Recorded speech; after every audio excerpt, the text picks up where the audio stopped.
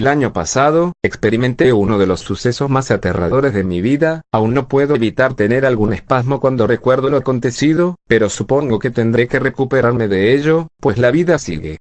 Era una cálida tarde de primavera, de esas donde se siente una suave brisa contra el rostro cuando se sale a la intemperie tras varias horas de estar encerrado en una oficina o, en mi caso, un laboratorio. Hace 2 años, me recibí de oficial profesional policial y trabajo desde entonces en el enorme edificio que alberga la Escuela de Investigaciones, casi a las afueras de la ciudad. Al finalizar mi turno, a las 20 horas aquel día, ansioso, cogí mi maletín, mi chaqueta y caminé hasta la estación de metro, para sumergirme en la vorágine y en las entretenciones que me brindaba mi celular camino a casa. Aunque ya contaba con un vehículo nuevo, siempre prefiero ser ecológico y tomar el subterráneo tantas veces como sea posible. Tras unos 20 minutos de viaje, exhausto y con ganas de un buen trago, salí del metro y caminé hacia la torre de departamentos donde vivía en aquel entonces. Pese a que ya contaba con el dinero suficiente como para comprar una residencia en uno de los tantos condominios modernos de casas y edificios que se han inaugurado en la periferia de la capital, me pareció mejor idea comprar un departamento en el corazón de la ciudad al independizarme de mis padres, concretamente en la Torre 8 de la Remodelación San Borja, en Santiago Centro, pues son construcciones antiguas, confiables y tengo excelentes referencias de estos conjuntos. Luego de bajar del ascensor, rápidamente, fui a buscar una de las latas de cerveza que tengo en el refrigerador y, sin contratiempos, me dirigí al balcón a beberla, contemplando el ocaso y el manto de luces que cubría la ciudad de extremo a extremo. El apetito, sin embargo, pudo más y, tras botar la lata en el cubo de basura, fui a prepararme algo para comer. En ese momento, recordé de pronto que había olvidado por completo comprar previamente algo para echarme al estómago. Esto de vivir solo hace que me olvide de cosas esenciales. Estoy harto del sushi y las pizzas y quise de una vez por todas zafarme del santiaguino promedio y cocinar algo de verdad.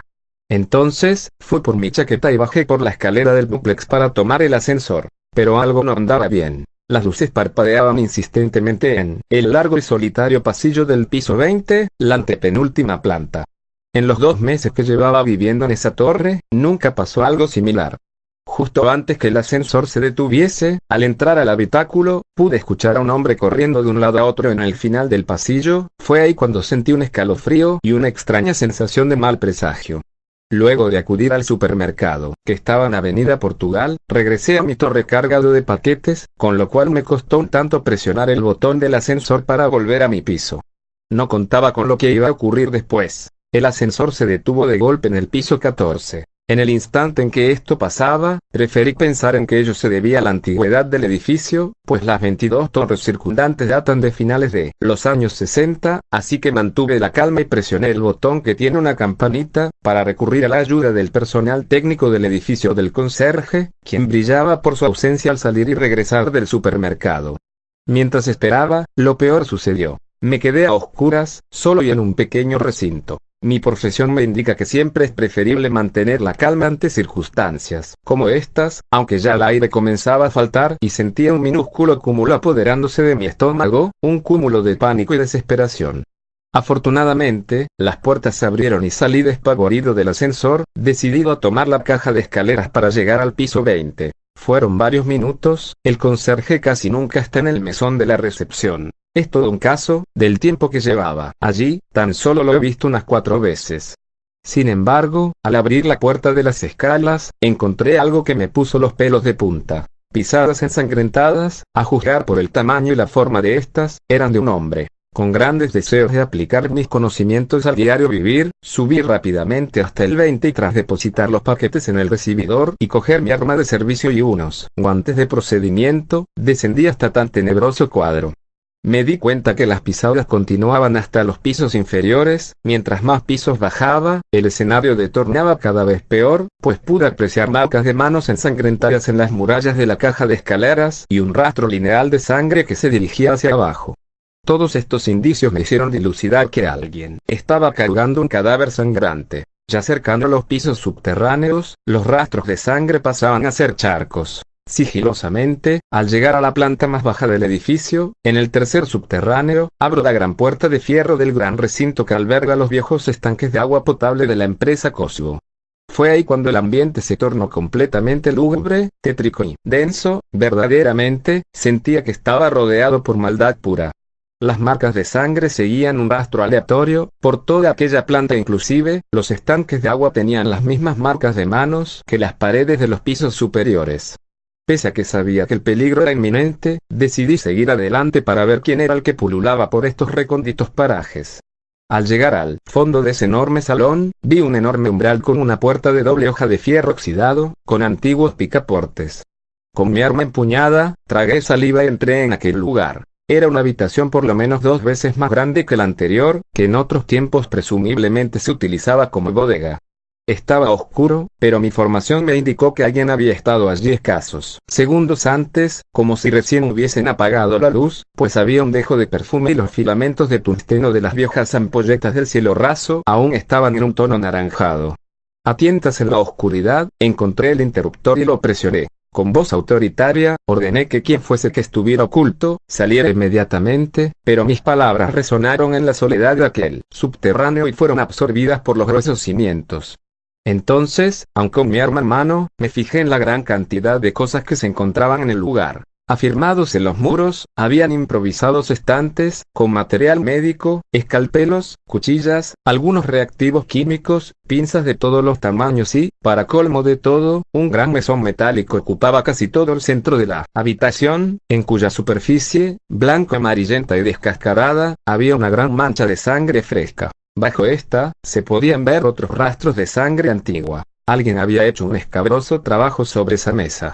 Arriba de este aparataje, inclusive, pude ver una gran lámpara, apagada por cierto, redonda y apoyada sobre un pedestal, muy similares a las existentes sobre las estaciones de autopsias. Esto empezaba a tornarse color de hormiga. Con todo esto en mente, puedo ver una pequeña puerta de madera detrás de un perchero para delantales, en la esquina derecha de la habitación, la cual abrí lentamente y, haciendo un molesto chirrido, dio paso a un hedor espantoso, el hedor del formaldehído. El otro cuarto estaba oscuro, así que decidí sacar mi celular y utilizar su linterna. No había interruptor al parecer, o bien, estaba muy bien escondido. Lo que a continuación pude apreciar fue una escena verdaderamente chocante. Frascos de todos los tamaños, provistos de ese fétido líquido amarillento, guardaban en su interior los más diversos órganos humanos, entrañas de todos los sistemas e incluso corazones y cerebros. Esa pieza eran tan solo frascos, con ese desagradable olor, que tumba a cualquiera. Quise retornar ante lo mal que me estaba sintiendo, pues ese químico supone un gran peligro para la salud, pero ya había llegado demasiado lejos como para desistir de mi incursión. La mitad de uno de los estantes se apoyaba sobre un umbral sin puerta, que tan solo tenía unas tiras de viejo plástico colgando desde la parte superior del umbral, hasta el suelo. Con temor y fascinación al mismo tiempo, continué indagando en los confines más oscuros de Santiago. El umbral dio paso nuevamente a la oscuridad, un inquietante túnel, de baja altura y donde el desagradable olor a formalina daba paso a un nauseabundo olor a podrido. Unos pasos más allá había un gran arco que daba a otro recinto, levemente iluminado, como por cabos de vela o pequeñas ampolletas. El hedor se tornaba cada vez más penetrante, por lo que me cubrí mi nariz con mi antebrazo. Al llegar a esa habitación y con ayuda de mi celular, los cabos sueltos comenzaron a atarse. Una gran cantidad de cuerpos muertos, desmembrados y apilados en el fondo del cuarto, aguardaban para ser arrojados a un foso de incineración, correspondiente según mis cálculos al final del ducto de la basura. No alcancé a dar un paso, cuando un gran golpe con un objeto contundente me dio en la espalda, pero afortunadamente no en la cabeza, haciéndome caer de bruces frente a la gran montaña de cadáveres. De un salto y con la adrenalina en mis venas, me puse de pie y comencé a forcejear con un sujeto macizo, de mi estatura y de una fuerza descomunal. Tras unos minutos de intensa disputa, apliqué sin chistar las maniobras de defensa personal que aprendí hace unos años en la escuela de investigaciones. El sujeto precipitó de golpe sobre unos sacos de arena y lo contuve por los hombros. La escasa luz que había en el recinto fue suficiente para dejar entrever que llevaba su cabeza cubierta por un gorro verdoso con manchas marrones, igual al que utilizan los médicos cirujanos en intervenciones, y su nariz y boca con una gran mascarilla. Aún el hombre tenía fuerzas e intentó arrebatarme mi arma de servicio, pero no quise prolongar más la situación y rápidamente le propiné un balazo en su pierna izquierda, inmovilizándolo parcialmente. El susodicho yacía recostado en el suelo, quejándose de dolor y, para evitar sus movimientos, le puse un pie a la altura de su pecho, mientras cogía mi celular y llamaba a un amigo y colega de la escuela, para que viniese a colaborar conmigo. Le di las coordenadas y bastaron unos minutos para que llegase al lugar, pues vive en un loft de calle Marcoleta, a escasos metros de la Torre 8. Aquel hombre se retorcía de dolor mientras esperaba a mi colega, hasta que llegó y juntos lo trasladamos al hospital más cercano, para curar sus heridas y llevarlo posteriormente al control de detención de ese cuadrante. Fue precisamente en el hospital, con todas las luces del edificio, cuando recibí la mayor impresión en años. Pude reconocer que el sujeto que cometía todos estos sangrientos actos era el conserje del edificio, un hombre de unos 50 y tantos años de edad, completamente desquiciado y lleno de odio.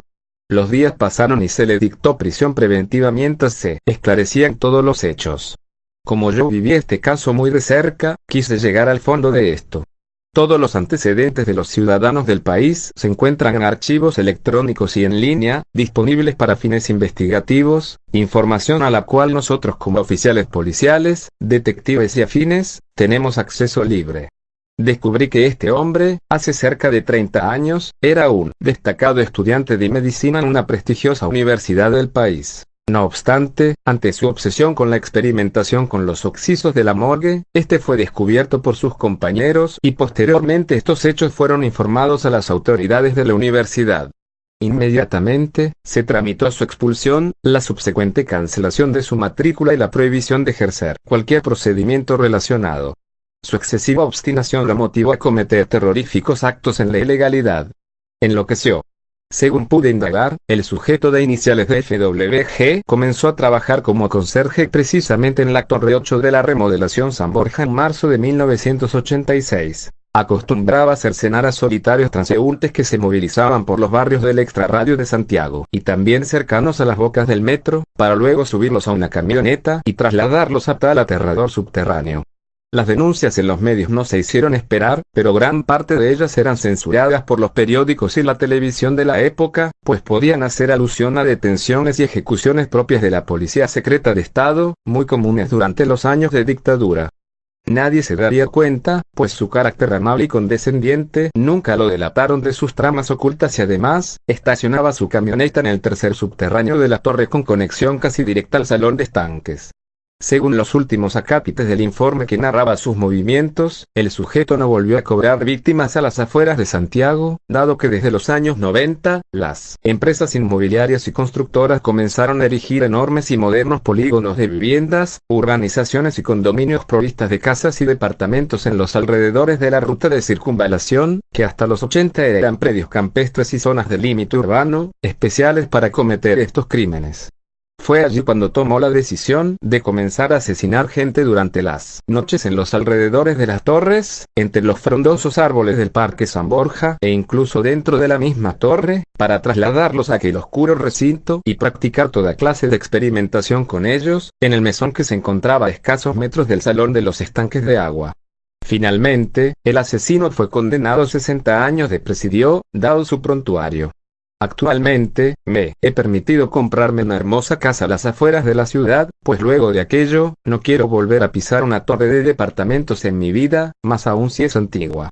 Denle like y suscríbanse. El año pasado, experimenté uno de los sucesos más aterradores de mi vida, aún no puedo evitar tener algún espasmo cuando recuerdo lo acontecido, pero supongo que tendré que recuperarme de ello, pues la vida sigue. Era una cálida tarde de primavera, de esas donde se siente una suave brisa contra el rostro cuando se sale a la intemperie tras varias horas de estar encerrado en una oficina o, en mi caso, un laboratorio. Hace 2 años, me recibí de oficial profesional policial y trabajo desde entonces en el enorme edificio que alberga la Escuela de Investigaciones, casi a las afueras de la ciudad. Al finalizar mi turno, a las 20 horas aquel día, ansioso, cogí mi maletín, mi chaqueta y caminé hasta la estación de metro, para sumergirme en la vorágine y en las entretenciones que me brindaban mi celular camino a casa. Aunque ya contaba con un vehículo nuevo, siempre prefiero ser